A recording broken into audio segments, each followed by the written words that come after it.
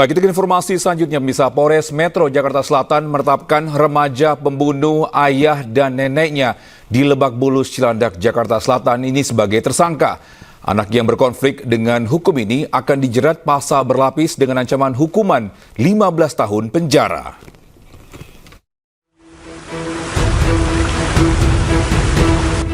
Penyidik Unit Pelayanan Perempuan dan Anak Satreskrim Polres Metro Jakarta Selatan menetapkan MAS, remaja pembunuh ayah dan neneknya di Lebak Bulus, Cilandak, Jakarta Selatan, sebagai tersangka.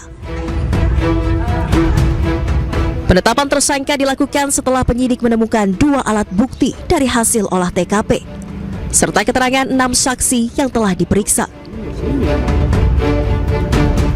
Dalam kasus ini, tersangka akan dijerat pasal berlapis, mulai dari pasal 338 KUHP tentang pembunuhan, pasal 351 KUHP tentang penganiayaan, dan undang-undang tentang kekerasan dalam rumah tangga dengan ancaman hukuman 15 tahun penjara.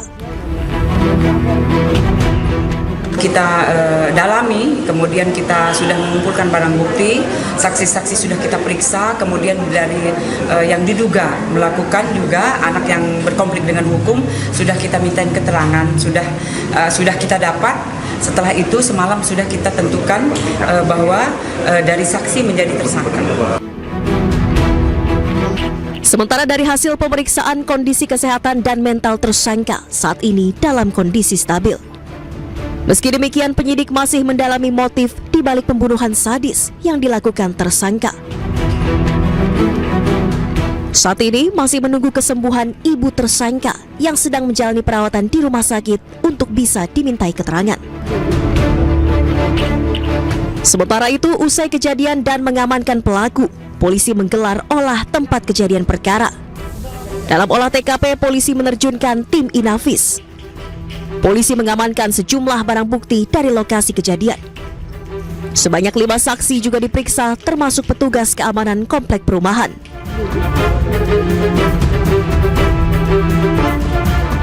Sebelumnya, warga perumahan Taman Bona Indah, Cilandak, Jakarta Selatan dihebohkan dengan peristiwa pembunuhan yang dilakukan oleh remaja di bawah umur terhadap ayah dan neneknya.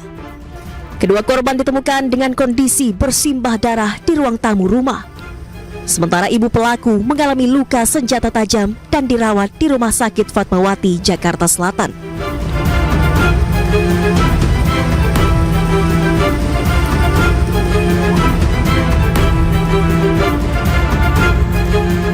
Usai proses otopsi, ayah pelaku langsung dimakamkan oleh pihak keluarga di pemakaman keluarga Bogor.